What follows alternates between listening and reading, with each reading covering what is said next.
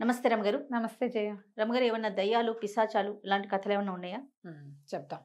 పిశాచం చేయలేని పని. ఓహో! పిశాచాలు చేయలేని పనులుంటాయి ఏమైనా? మామూలు కథల ప్రకారం అయితే అవన్నీ చేసేస్తాయి అదే కదా! కదా! మనలాగా రూపం మార్చేసుకుంటాయి. పెద్ద దాంట్లో దూరిపోతాయి. చిన్న దాంట్లో దూరిపోతాయి. ఇష్టం వచ్చింది తినేస్తాయి. తినేస్తాయి. అవన్నీ వింటాం. హ్మ్. ఇది అలాంటి కథ అనమాట. పూర్వం ఓ పల్లెటూరులో శివుడని ఒక కుర్రాడు ఉండేవాడు.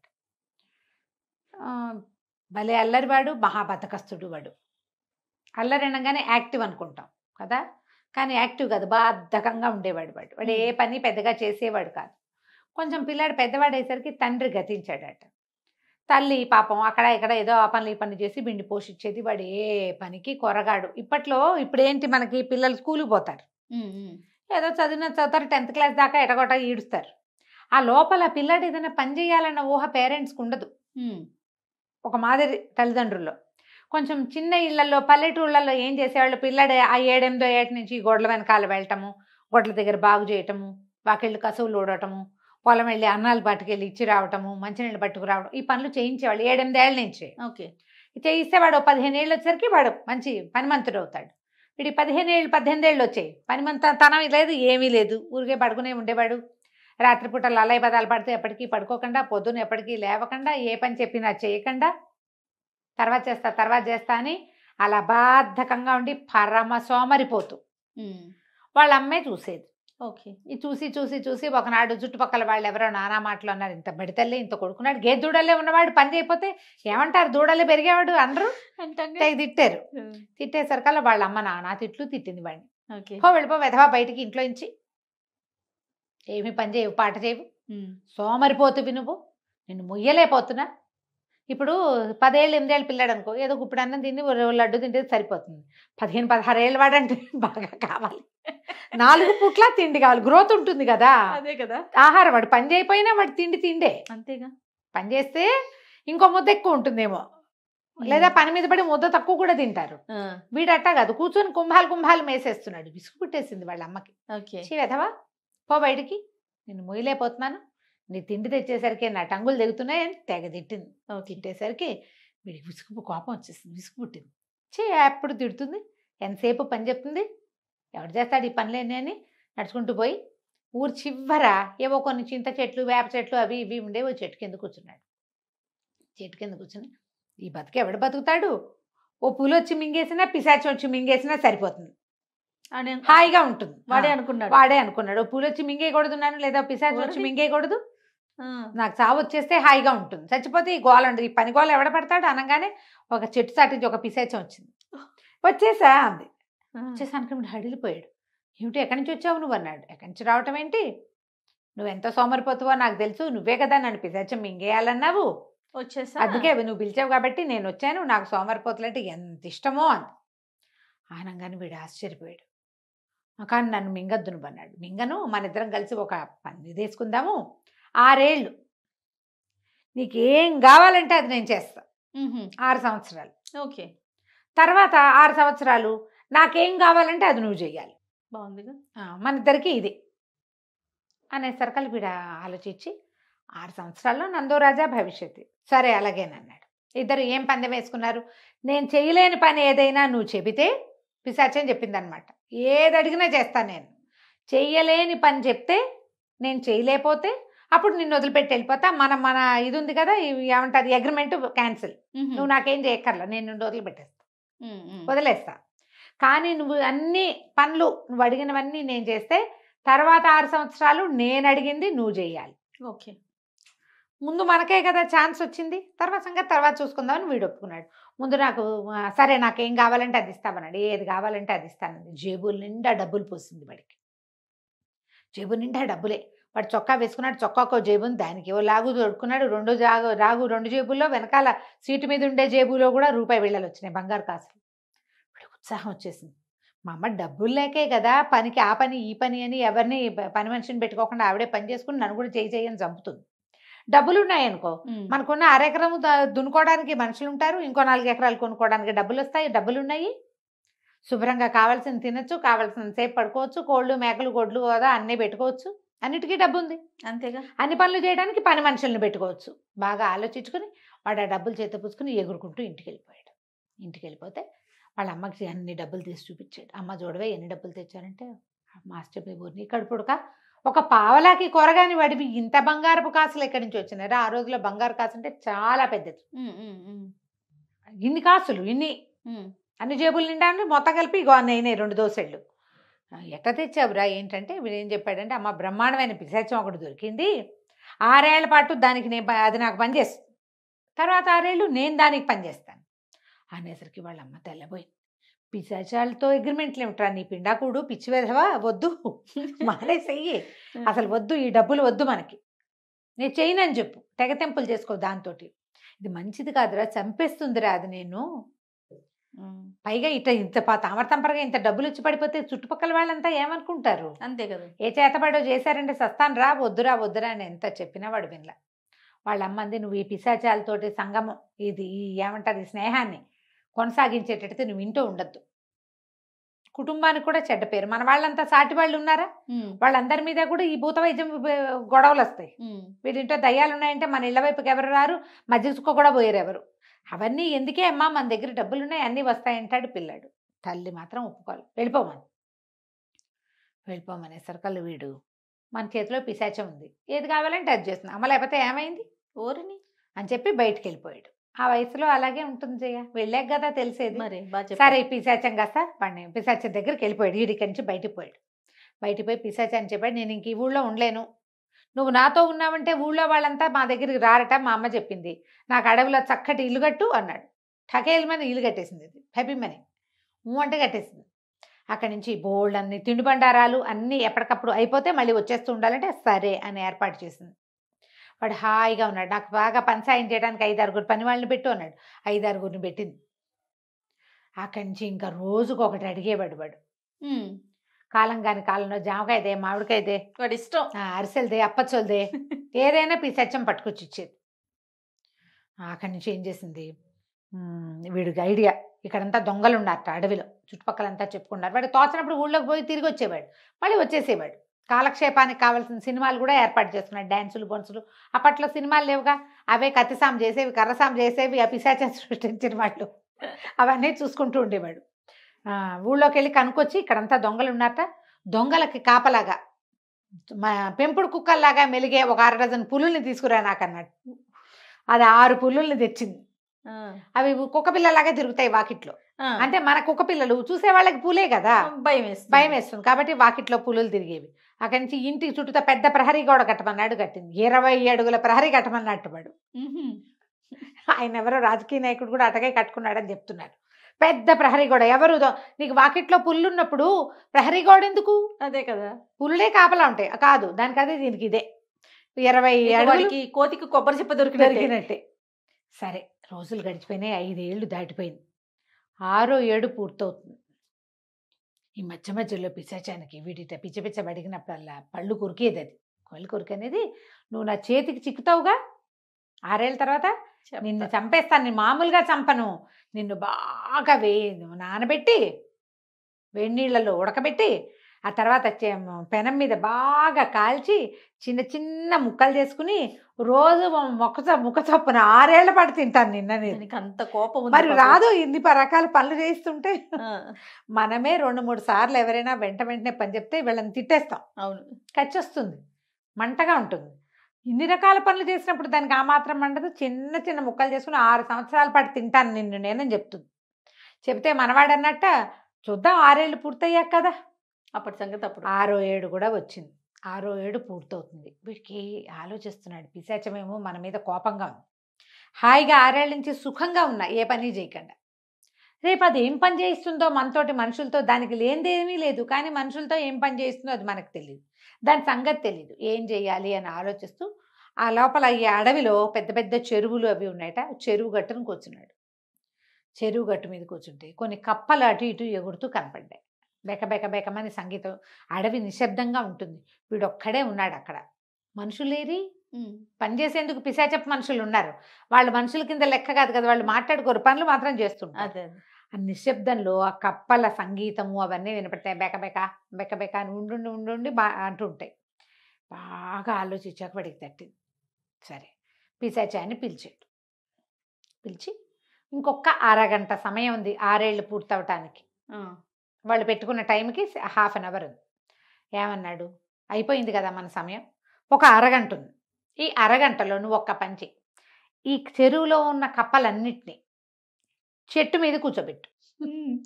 చెట్ల మీద నుంచి కప్పల సంగీతం వినాలనుంది, ఇదే నా ఆఖరి కోరిక అనగానే పిశాచం రుసరుసలాడుతూ, ఏమిటో నువ్వు నీ దిక్కుమాలిన ఐడియాలు, సరే చేస్తాలే, ఇంకేముంది, అరగంట తర్వాత ఎలాగో నీ సంగతి ఉంది అన్నది. అని అక్కడి నుంచి ఏం చేసింది, గుప్పెడు కప్పలను తెచ్చి చెట్ల మీద పెట్టడం మొదలుపెట్టింది. ఇది ఒక గుప్పెడు తెస్తుంది, అరగుప్పెడు దూకేస్తాయి. మరి ఎక్కడ ఆగుతాయి? కప్పలు తక్కడ అంటారు. ఇక ఎన్నిసార్లు కప్పల్ని పెట్టిందో, ఎన్నిసార్లు మొత్తం కప్పలన్నీ పెట్టాలి, అది ఇది పెట్టలేకపోయింది. అరగంట గడిచిపోయింది. గడిచిపోగానే కుర్రాడు అన్నాడు, శివుడు మరి మన సమయం ఏమో గడిచిపోయింది, నువ్వు కప్పలన్నింటినీ అక్కడ పెట్టి సంగీతం వినిపించే కచేరీ ఏమో నువ్వు చేయించలేకపోయావు అనగానే పిశాచం అంది, నా వల్లగా అదిలే ఈ పని, ఇది మాత్రం నేను చేయలేకపోయాను, నీకు నాకు రామ్ రామ్ వెళ్ళిపోయి ఇంటికి. వాడు ఏం చేశాడు, అంతకుముందే ఈ పిశాచం ఇచ్చిన డబ్బులతోటి బోల్డ్ అంత పొలం కొనుక్కున్నాడు ఊళ్ళో. పిశాచి వెళ్ళిపోయింది, 6 ఏళ్ళు అవ్వగానే ఇల్లు వాకిలు అన్నీ మాయమైపోయినాయి, కానీ వీడికి ఊళ్ళో పొలం మిగిలిపోయింది. ఓహో, తెలివిగా కొనుక్కున్నాడు, నవ్వుకుంటూ వెళ్ళిపోయాడు. కప్పలు తక్కడు అంటారు. 4 కప్పల్ని పైన వేసామనుకో, మనం చేయబెట్టి ఇంకో కింద నుంచి 2 తీసే లోపల అందులో నుంచి 2 దూకేస్తాయి. వాడు ఆ కప్పలు దూకేసే విధానాన్ని కనిపెట్టి ఇది అడిగాడు అనమాట. పిశాచాలు కూడా చేయలేవు, నీకు మనుషుల్ని కూడా మనం చూడు అట్లా కంట్రోల్ చేయలేం. పిల్లల్ని కంట్రోల్ చేయటం చాలా కష్టం. మనం చాలా తక్కువ చోట్ల పిల్లలు ఒకే సింక్రనైజ్డ్గా ఒకే పద్ధతిగా ఉండేది తక్కువ చూస్తాం. అవును కదా, అవునండి. అందుకే కప్పల తక్కడి మేళం అంటారు. ఈ కప్పల తక్కడితో పిశాచం బారి నుంచి వాడు తప్పించుకున్నాడు. పిశాచం చేయలేని పని ఏంటంటే అందరినీ ఒక లైన్లో పెట్టడం, కప్పల్ని లైన్లో పెట్టడం ఇంపాసిబుల్. అది కథ సరదా కథ. నమస్తే రమగారు. నమస్తే రమగారు, ఏదైనా మంచి కథ చెప్తారా? చందమామ కథ చెప్తాం. ఓకే. మాటకారి యోధుడు. బాగుంది కదా. ఏదైనా కార్యసాధకులకి తెలివితేటలు ఉండాలి జయ. ఏదో రకంగా చేసేయటం కాకుండా తెలివిగా చేస్తే ఇంకాస్త బాగుంటుంది. తెలివిగా చేయటం, తెలివిగా మాట్లాడటం, అవన్నీ చాలా కావాలి. నిజమండి కదా. ఈ రోజుల్లో అసలు చాలా అంటే ప్రతి ఒక్క దాంట్లో తెలివితేటలు చూడాల్సిన పరిస్థితి. ఎవరికైనా తెలివి ఉంటేనే ఆ సక్సెస్ అనేది చాలా స్పీడ్గా అవుతుంది, స్మార్ట్గా అవుతుంది. అదే పైగా మాట్లాడతాను ఉంటే మరీ బాగుంటుంది. చెప్పనక్కర్లేదు, మనం నేర్చుకోవాలి. ఎవరు ఆడియన్స్ కింద కామెంట్ పెడతారు, రమగారు మీరు నువ్వు జయ మాటలు నేర్చుకోవాలి జయ, మనం కూడా నేర్చుకోవాలా అని క్వశ్చన్ మార్క్స్ పెడతారు చూడండి. పూర్వం అట రోమ్ నగరంలో ఓ రాజుగారు అద్భుతమైన వాడు ఉండేవాడు. ఆయనకి పరమాద్భుత సౌందర్యవతి అయిన ఒక కూతురు ఉండేది. రాజుగారు అందరు అమ్మాయిలు బాగుంటారు, అదేమిటో. అందులో మీ స్టోరీలో మరీ ఉంటారు అమ్మగారు. అయితే ఆ ఊళ్ళో ఒక యోధుడు ఉండేవాడు, భలే పరాక్రమశాలి. అయితే ఆ యోధుడు ఎప్పుడో ఒక్కసారి చూసి యువరాణి ప్రేమలో పడ్డాడు. అవుతుందో అవుదో, ఆవిడ మన సొంతం కాపోవచ్చు, కానీ నువ్వంటే నాకు ఇష్టం అని చెప్పేయాలని ఉంది. సరే వీడు ఏమనుకున్నట్ట, దేశాంతరం వెళ్ళి సంపాదించుకురావాలనుకున్నాడు. ఈ యోధులు వాళ్ళు వేరే దేశాలకు వెళ్ళి అక్కడ పెద్ద పెద్ద పదవుల్లోకి ఉంటూ ఉండటం అవన్నీ ఆ కాలంలో జరిగేవట. మన కథల్లో కొన్ని చూస్తాం మనం. అట్లా వాడు ఎక్కడికో వెళ్తాడు, అక్కడ పెద్ద పేరు తెచ్చుకుని బాగా సంపాదించుకుని సొంత ఊరు వస్తాడు. అదే పేరు అదే ప్రతిష్ట సొంత ఊళ్ళో ఎందుకు వాడికి రాలేదో మనకు ఎప్పటికీ అర్థం కాదు. మనం ఇప్పుడు అమెరికా వెళ్ళటం లాగా. బాగా చెప్పారు. సేమ్ అప్పుడు కూడా ఉండేవి. ఈ రోమ్లో ఉన్న యోధుడు వేరే దేశం వెళ్దాం అనుకున్నాడు. అతను పెట్టుకున్న time line 7 years, time bound 7 years.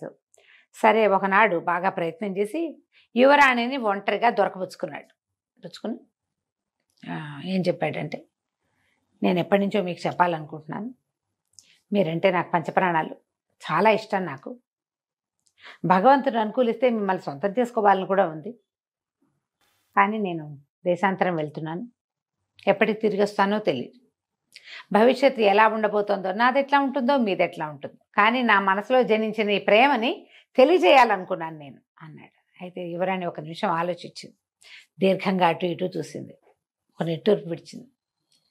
ఇంత మాట చెప్పావు కనుక నేను కూడా ఒక మాట చెప్తా, నువ్వన్నా నాకు చాలా ఇష్టం. అబ్బో, కానీ నువ్వు ఇప్పుడు వెళ్ళిపోతున్నావు, నేనేం చేయను అంతే.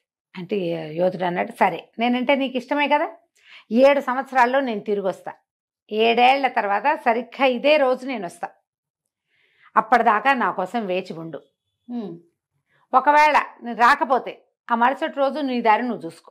ఎట్టి పరిస్థితుల్లోనూ ఈ రోజుకి తిరిగి వస్తాను. నేను జీవించి ఉంటే తిరిగి వచ్చినట్టు. అంతే. 7 ఏళ్ళు. 7 ఏళ్ళు చెప్పాడు. ఆ యువరాణికి అప్పటికే 18 ఏళ్ళు 17 ఏళ్ళు ఉన్నాయి. యోధుడు మర్నాడు తెల్లవారే తట్టపుట్ట సర్దుకుని యువరాణి ఇక నాదే అని వెళ్ళిపోయాడు. నేను నీదాన్నే అని ఈవిడ స్థిమితంగా ఉంది. ఈ యోధుడు వెళ్ళిపోయిన కొద్ది రోజులకి హంగేరియన్ రాజుగారు ఈ రాజుగారికి రోమ్ రాజుగారికి ఉత్తరం రాశారు. మీకు ఫలానా ఒక సౌందర్యవతైన కుమార్తె ఉందని నాకు తెలియొచ్చింది, ఫోటో కూడా చూసాము, మీ అమ్మాయిని నేను పెళ్లి చేసుకోదలుచుకున్నా, మీ ఊరు వస్తున్నాను, కాసుకోండి వచ్చి అన్నాడు. ఈయన ఆశ్చర్యపోయాడు, తర్వాత సంతోషించాడు. హంగేరియన్ రాజు, ఒక రాజు స్వయంగా మీ పిల్లని పెళ్లి చేసుకుంటానంటే ఇక్కడ రాజకుమార్తె అక్కడ ఏమవుతుంది, మహారాణి అవుతుంది. ఆయన సంతోషంగా చంకలు గుద్దుకుని ఆనందంతో కూతురు దగ్గరకు వచ్చాడు. అమ్మాయి, హంగేరియన్ రాజుగారుట నేను పెళ్లి చేసుకుంటాట, మరి ఏం చేద్దాము అన్నాడు. మరి బాగా ఆలోచించి, నాన్న 7 సంవత్సరాల సమయం, 7 ఏళ్ళ వరకు నేను పెళ్లి చేసుకోదలుచుకోలేదు చెప్పింది. 7 ఏళ్ల తర్వాత ఆయన ఏ రోజు వచ్చినా నేను పెళ్లి చేసేసుకుంటా, 7 ఏళ్ళు నా టైం అనేసరికి అప్పట్లో లేట్ మ్యారేజ్లు సహజమేట. వాళ్ళకేమంత 27 వచ్చింది, 31 వచ్చింది లెక్కేం లేదు. సీనియర్ సిటిజన్లు కూడా పెళ్ళిళ్ళు చేసుకునే రోజులు అవి. సరే, రాజుగారు ఉత్తరం రాశారు హంగేరియన్ రాజుగారికి.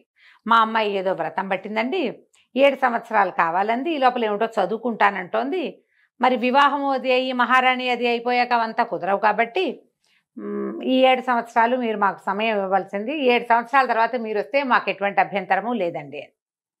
రాజుగారు కూడా సరేననుకున్నాడు. ఈ లోపల ఆయన 1-2 పెళ్ళిళ్ళు చేసుకున్నాడేమో. ఈ ఫలానా రోము సౌందర్యవతి అయిన యువరాణి వివాహం మాత్రం 7 ఏళ్ల తర్వాత నాతో జరుగుతుందని ఫిక్స్ అయ్యాడు. 7 ఏళ్ళు గడిచి హంగేరియన్ రాజుగారు రోమ్ యువరాణిని పెళ్లి చేసుకోవడానికి గుర్రం వేసుకుని ఒంటరిగా బయలుదేరాడు.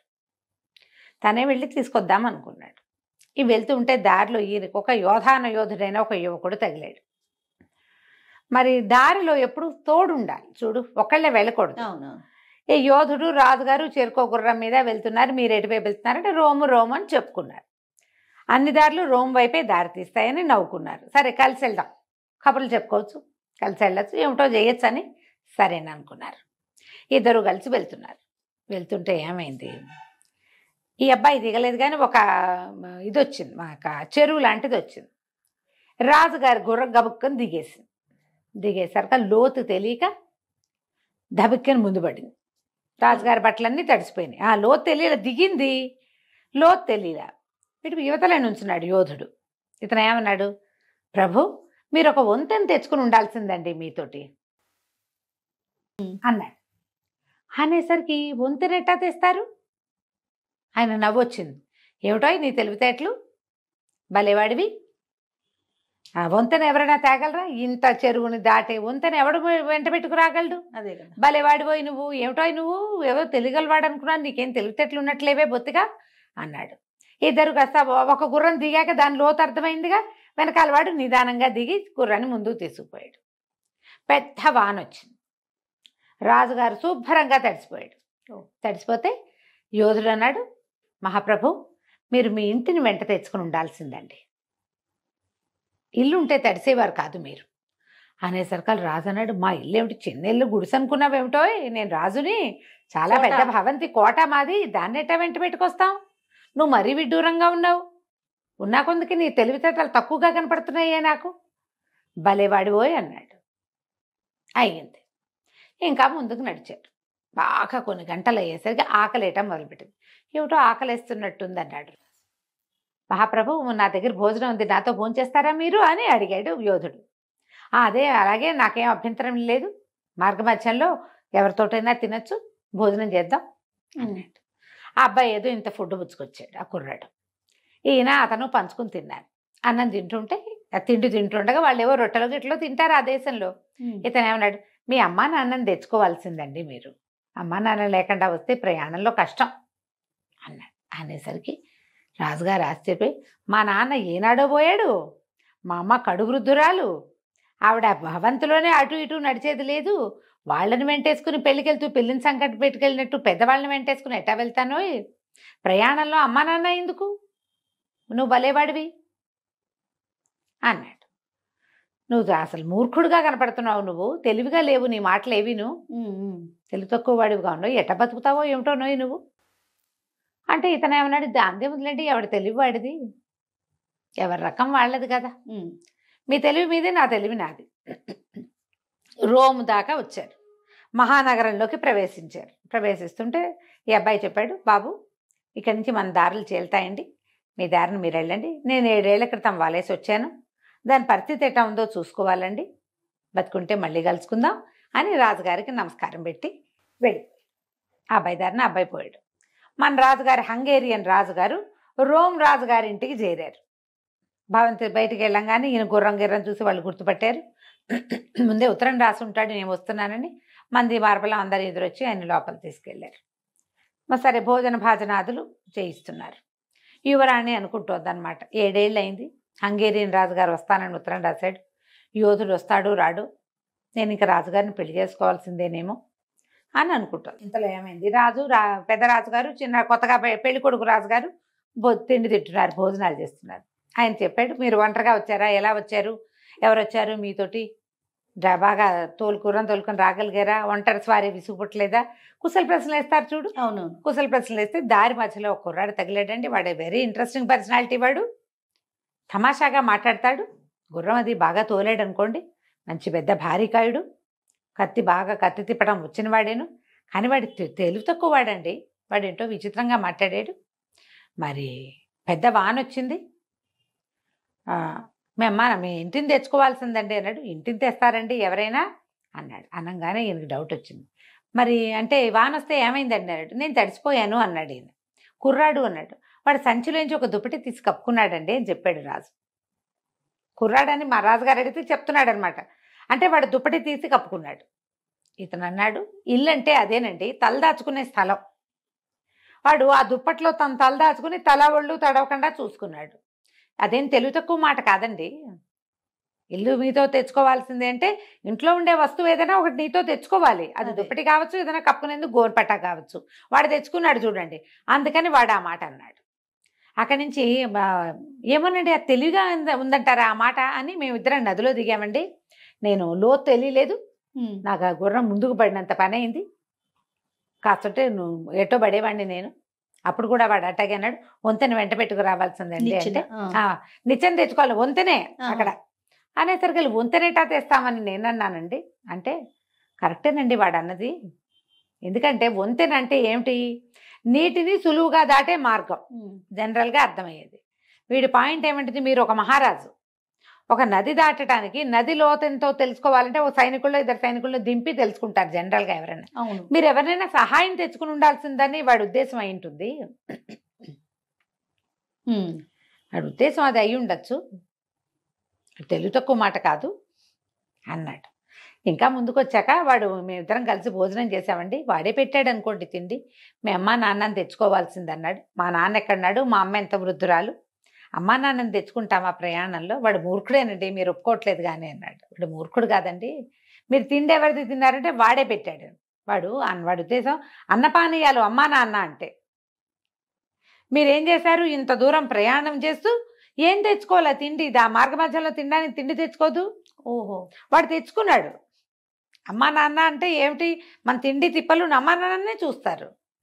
వాళ్ళని మనతో తెచ్చుకోవడం అంటే తిండి తిప్పలు తెచ్చుకోవటం అని, అన్నపానీయాలు వాడు తెచ్చాడు, మీరు రాలేదు అనేసరికల్లా రాజుగారికి నిజమేనేమో అనిపిస్తోంది, కానీ వాడు మరీ విచిత్రంగా మాట్లాడతాడండి. 7 ఏళ్ల క్రితం వలేసి వచ్చాను, దాని సంగతి చూసుకోవాలని నన్ను వెళ్ళిపోయాడు నా దగ్గర నుంచి అన్న. ఆ అబ్బాయి ఏడి మీతో ఎందుకు రాలేదు అని అడిగితే ఆయన ఈ మాట చెప్పాడు. చెప్పగానే రాజుకు స్ట్రైక్ అయిపోయింది. ఓహో వీడు వాడేనని, ఉండండి మీరు ఇక్కడే, నేను ఇప్పుడే చూసేస్తాను. నేను పరిగెత్తుకుంటూ అంతఃపురంలోకి పరిగెత్తాడు. యువరాణి ఏది, మాటకారి కుర్రాడు రాజుతో ప్రయాణం చేస్తూ తన ఐడియా మొత్తం ఆయనకి చెప్పి నేను ఈ పని చేస్తానని పెద్దరాజు గారికి తెలియజేసాడు. వెళ్ళంగానే యువరాణి లేదు, యోధుడు వచ్చాడు, ఆ అమ్మాయిని వెంట పెట్టుకుపోయాడు. రాజుగారి అమ్మాయిని పెళ్లి చేసుకోవటం ఆ రోజుల్లో చాలా సహజమైన క్రియగా జరిగేది. వెళ్ళిపోయాడు. పెద్దరాజుగారు కాళ్ళు ఇడ్చుకుంటూ హంగేరియన్ రాజుగారి దగ్గరకు వచ్చారు. ఏమంటే మనం పెళ్ళి ఎప్పుడు పెట్టుకుందాం అని అడిగాడు హంగేరియన్ రాజుగారు. అడిగేసరికల్లా రోమ్ రాజుగారు చెప్పాడు, ఇంకేం పెళ్ళండి, వలేసాను అన్నాడు కదా, ఆ వలలో చిక్కిన చేపను వాడు పట్టుకుపోయాడు. మీరు మా ఆతిథ్యం తీసుకుని మీరు కూడా మీ ఇంటికి వెళ్ళిపోండి. ఓకే. మా అమ్మాయిని 7 ఏళ్ల తర్వాత పెళ్లి చేసుకోవడానికి వచ్చిన వాడేనండి, వాడే మీతో తెలివిగా మాట్లాడాడు.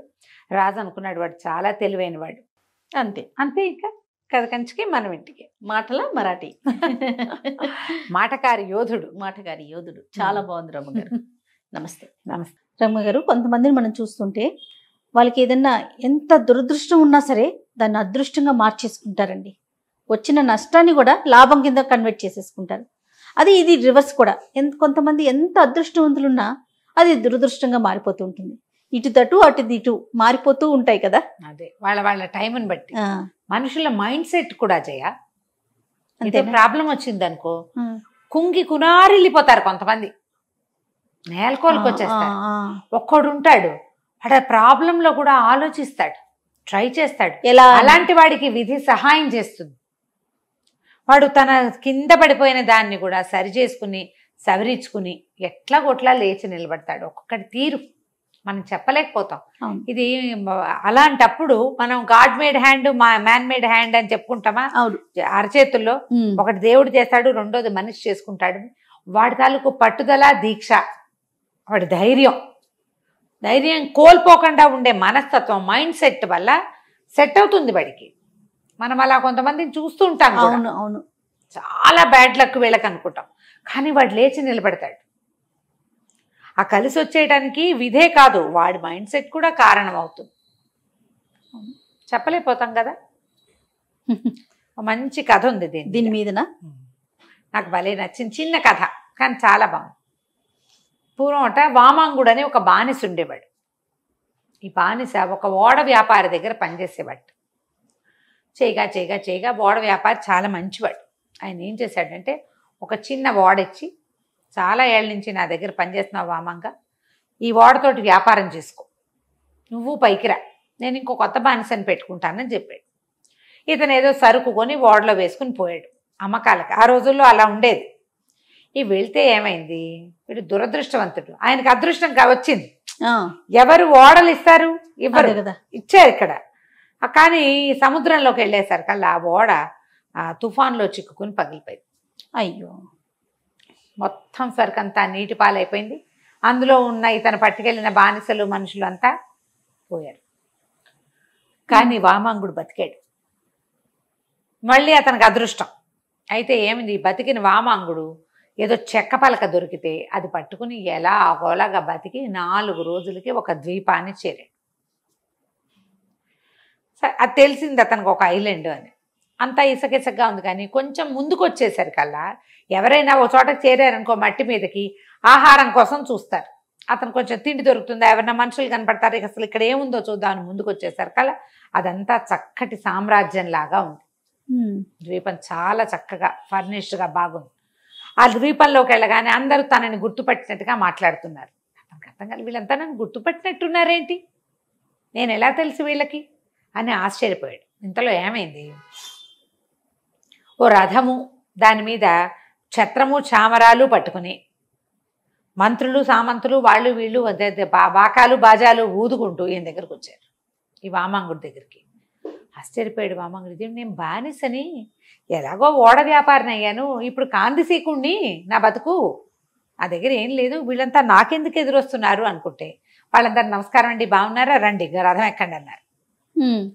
చాలా ఆశ్చర్యపోయాడు. ఎవరనుకుంటున్నారో మీరు నన్నంటే, మాకు తెలుసు మీరు విదేశీయులు, ఎక్కడి నుంచో వచ్చారు, పరదేశీ మీరు, అయినా పర్వాలా, ఇవాళ నుంచి మీరే మహారాజు, ఎవరు వస్తారా అని చూస్తున్నాం అన్నారు. అందరికి ఆశ్చర్యపడి, ఇదేమిటి సడన్గా రాజు అయిపోయాను, ఓడకి అధిపతిని అయ్యాను అనుకుంటే దురదృష్టం వెంటాడింది, నీళ్ళల్లో పడిపోయాను, బతికానని అదృష్టం వస్తే ఇప్పుడు ఇంకా మహాదృష్టం రాజునైపోతున్నా.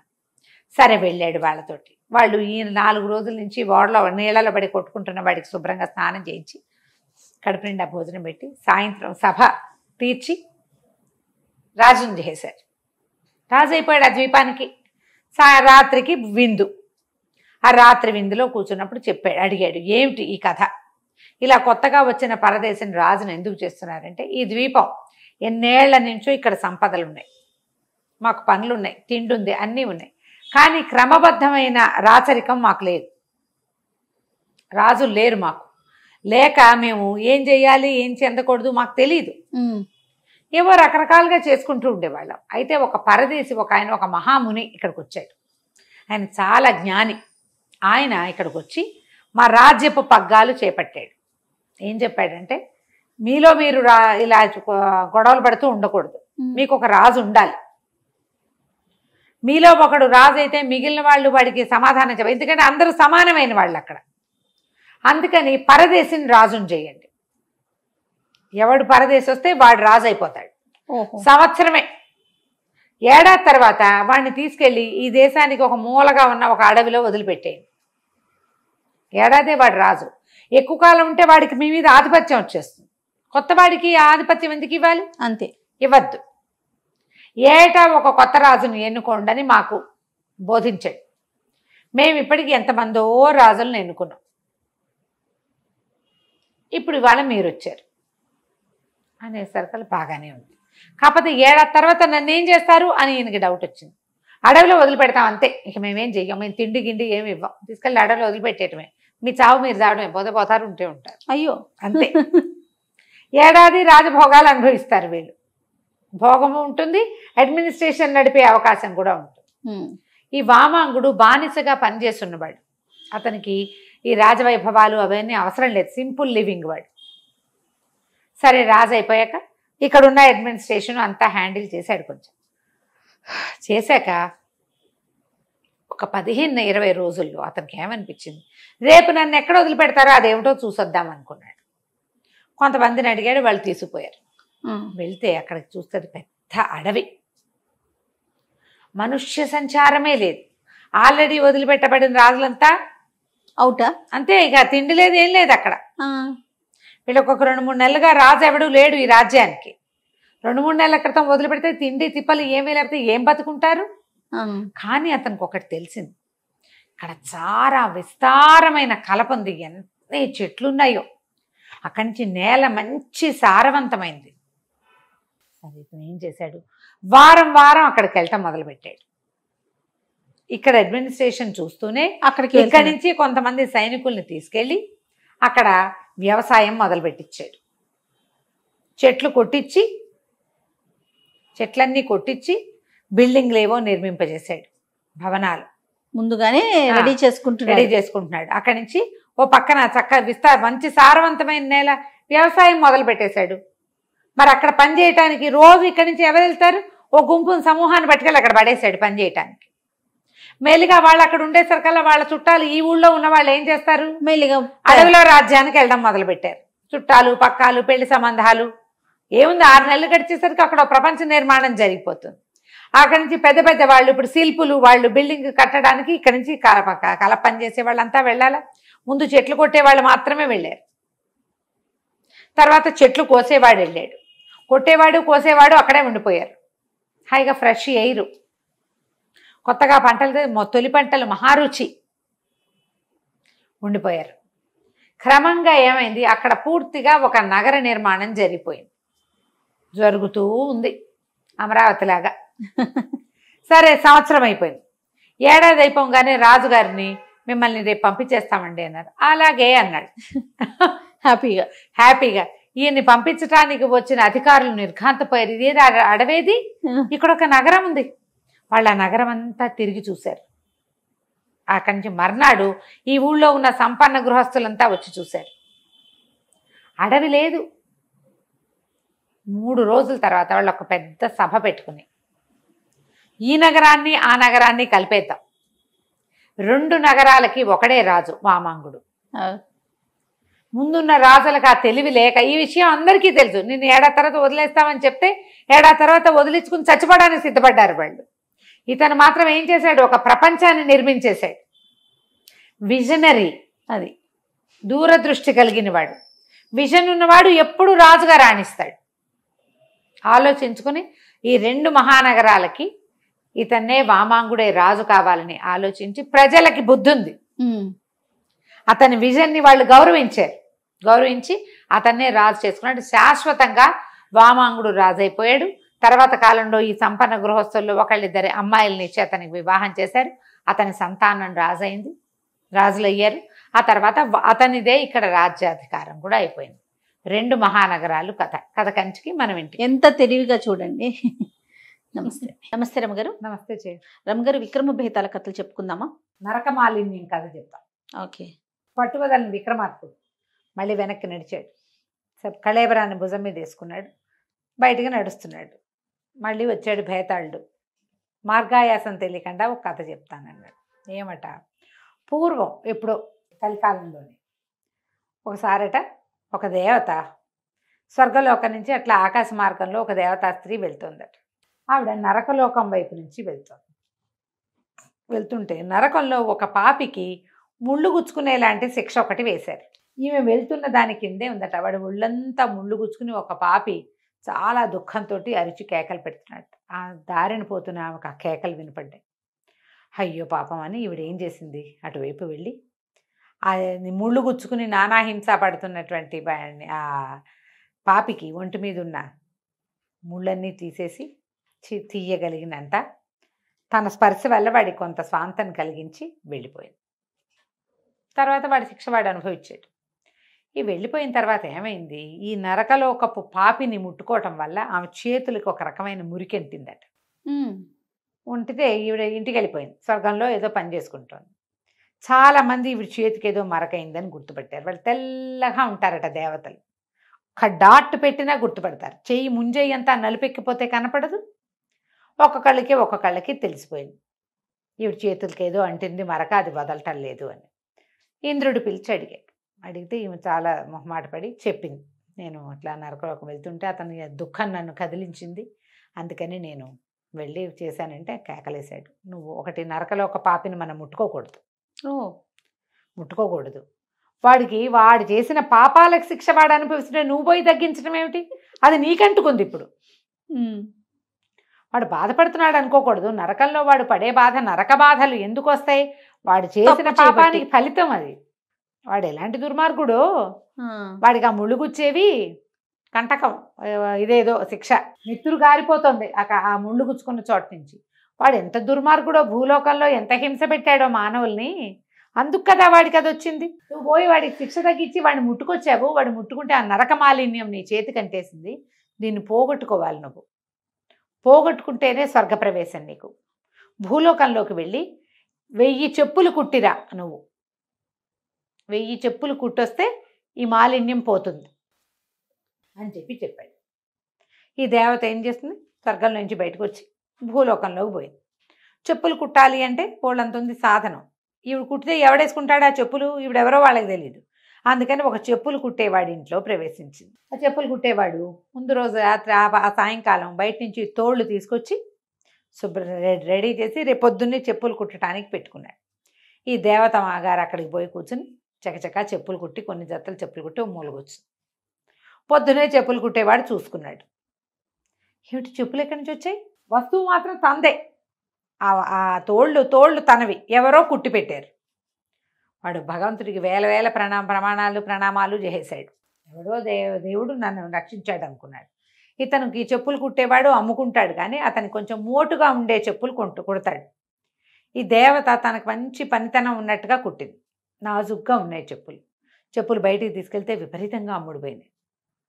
టకటగా కొనేసుకున్నారు జనం. సరే ఏం చేశాడు, మళ్ళీ వస్తువు ఇంకా తోలు సామాన్లు అన్నీ తెచ్చి పెట్టాడు శుభ్రం చేసి. తెల్లారేసరికి ఇంకో కొన్ని జతలు తయారైనాయి. అవి అమ్ముడిపోయినాయి. రోజు తేవా అమ్మ. కొద్ది రోజులు గడిచేసరికి అలబడికి ఏం తెలిసిందంటే, ఎవరో దేవత తనని కరుణించి కుడుతోంది. తన ప్రత్యక్ష దేవత. అక్కడి నుంచి ఏం చేశాడు, ఒక 5-6 రోజులు 6 రోజులు గడిచాక ఓ దీపారాధన అగరబత్తులు పెట్టాడు. దేవత వాటిని ఏమి స్వీకరించలా, మాట్లాడకుండా ఊరుకుంది, తన పంతం చేసుకునేది. పువ్వులు పెట్టాడు. సరే ఒకనాడు పళ్ళు ఫలాలు పెట్టాడు, తీసుకోలేదు. వాడికి బాధగా ఉంది, ఏం స్వీకరించదు. పోనీ దీపం ధూపం అంటే దాని దారిన పోతాయి, పళ్ళు ఫలాలు పెడితే ఆవిడ తీసుకోవాలి కదా, తీసుకోలేదు. అక్కడి నుంచి ఏం చేశాడు, బాగా సంపాదన వచ్చింది, ఒక పళ్ళె నిండా డబ్బులు పోసి పెట్టాడు. దేవతను గౌరవిస్తున్నాడు వాడు. ఆమె వల్ల తన జీవితం ఇంత బాగుపడింది. రోజు వచ్చేస్తే 1000 చెప్పులు కుట్టాలంటే రోజుకి 15, 20, 25 కుడుతుంది. ఎన్ని రోజులు పడుతుంది. అవును, ఆవిడ కుడుతోంది, వీడు అమ్ముకుంటున్నాడు. ఎంతో సంతోషంగా ఉంది వాడికి. కానీ ఏవి సమర్పించినా తీసుకోవటంలా. తినుబండారాలు అవి ఇవి సమర్పించి చూసి చివరికి డబ్బులు పెట్టాడు. వీడి మూఢభక్తికి ఆవిడ నవ్వుకుంది. క్రమంగా వాడి భక్తి ఎక్కువైపోయింది. ఏదో ఒకటి పెట్టి ఏమి తీసుకోవట్లేదని ఏడుస్తున్నాడు. ప్రతిరోజు ఏమైనా పెడుతుంటే ఎవరు తీసుకుంటారు? తను తీసుకోదు, తీసుకునే ఉద్దేశంలో లేదు. చివరికి డబ్బులు కూడా పెట్టేసరికల్లా ఆవిడకి ఏం చేయాలో తెలియలే. తీరా ఇంతకీ తను ఇంకా కొన్ని జతలు 100 కుడితే 100, 150 కుడితే తనకి ఇక్కడ విముక్తి వచ్చేస్తుంది. ఆవిడ ఏం చేసింది, చటుక్కుని వెళ్ళిపోయింది అక్కడి నుంచి. వెళ్ళిపోయి ఇంకోళ్ళు ఎవరో ధనవంతుడు చెప్పుల దుకాణం ఒకటి ఉంది, అక్కడ ఎవరు కుట్టారు ఎవరు చేశారు చూడ 10 మంది పనివాళ్ళు ఉన్నారు. ఈ దేవత కూడా పోయి ఆ గుంపులో కూర్చుని తను కూడా కుట్టేసి ఎవరు కుట్టారో తెలియదు. ఇప్పుడు ఒక్కడిదే కొట్టు, ఒక్కడే మనిషి అంటే వాడు తోలు తెచ్చుకుని వాడే కుట్టుకుంటాడు. ఒక్క కొత్త వస్తువు వచ్చిందంటే అది తనది కాదని తెలిసిపోతుంది. ఇంత 15 మంది కార్మికులున్న గుంపులో ఎవరు చేశారో ఎవరికి లెక్క లేదు, ఎవరి పాదాలకో చేరతాయి. అవి కుట్టేసింది. కుట్టేసేసి 1000 చెప్పులు అవ్వగానే ఆమెకు దివ్యత్వం వచ్చేసింది. చేతి మీద మరక కూడా పోయింది, తెల్లబడిపోయినాయి చేతులు, వెళ్ళిపోయింది తన దారిని తను. ఈ చెప్పుడు కుట్టేవాడు ఉన్నాడు కదా, వీడు పళ్ళు గిళ్ళు అన్నీ అయినాయి. ఎప్పుడైతే ఈ డబ్బులు పెట్టాడో ఆ మర్నాడు దేవత వెళ్ళిపోయింది. ఇక వీడి తోలు చెప్పులుగా మారడం మానేసినాయి. అంతకుముందు మారిపోయేవి తెల్లారేసరికల్లా. చూశాడు బెంగ పెట్టుకుని దేవత తనని వదిలేసిందని జబ్బు చేసి మంచం బట్టి చచ్చిపోయాడు. అయ్యో, చచ్చిపోయేసరికల్లా ఇది కథ అయిపోయింది. ఈ కథ చెప్పాడు భేతాళుడు. చూడు, దేవత తన పాపం పోగొట్టుకోవడానికి వచ్చి కొత్త పాపం అంటగట్టించుకుంది కదా, వీడు చావు కారణం దేవతేగా. ఓహో, దీనికి ఏం సమాధానం చెప్తావు నువ్వు అని అడిగాడు. రాజు నవ్వాడు. దేవత ఎట్లా కారణం అవుతుంది? ఎవడి మూఢభక్తికి వాడు కారణం అవుతాడు. ఆమె ఎందుకు యాక్సెప్ట్ చేయలేదు? తను పోగొట్టుకోవడానికి వచ్చిందే వీడిని ఉద్ధరించడానికి, వీడి భక్తిని స్వీకరించి వాడికి ఏదైనా మేలు చేయడానికి ఆమె రాలా. తన మాలిన్యాన్ని తను పోగొట్టుకోవడానికి వచ్చింది. తన పని తను చేసుకుని వెళ్ళిపోయింది. అది వాడికి సహాయం అయ్యింది తప్ప ఆమెకి వాడిని ఉద్ధరించే ఉద్దేశమూ లేదు. వాడి మరణానికి ఆమె కారణం కూడా కాదు. వాడిని ఆమె నమ్మించుంటే, వాడి భక్తి స్వీకరించింది అనుకో, అప్పుడు జవాబుదారీ అయ్యేది. ఆమె ఏమీ తీసుకోలే. మొదటి రోజు నుంచి పువ్వులు, దీపం, ఏది ధూపాన్ని కూడా ఆవిడ స్వీకరించలేదు. కాబట్టి దేవతకి ఎటువంటి సంబంధం లేదు. తన నరకలోక మాలిన్యాన్ని పోగొట్టుకోవటం కోసం పనిచేసింది తప్ప వాడి మూఢభక్తి వల్ల వాడు మరణించాడు. వాడి మరణానికి కారణం పూర్తిగా వాడే, అంతే. తనకు ఒక వెసులుబాటు లభిస్తున్నప్పుడు ఒట్టి పువ్వులతో చేసుకోకుండా ఆ దేవత తనని ఉద్ధరిస్తుంది కాబట్టి తను ఆవిడని సత్కరించాల్సిందే అని అనుకున్నాడు. అనుకోకుండా ఉంటే వాడు బతికుండేవాడు. అది వాడి మూర్ఖత్వమే కానీ ఆమెదేం తప్పు లేదు అన్నాడు. అనగానే నీకు నచ్చింది, చాలా బాగా చెప్పావు, ఇదే కరెక్టు, కానీ నువ్వు మౌనభంగం చేసావు కదా, నేను వెళ్ళిపోతున్నానని శవంతో సహా వెళ్ళిపోయాడు భేతాళుడు. మళ్ళీ విక్రమార్కుడు వెనక్కి నడవడం మొదలుపెట్టాడు. కథ కంచికి మనం ఇంటికి. నమస్తే రమ్మగారు. నమస్తే జయ.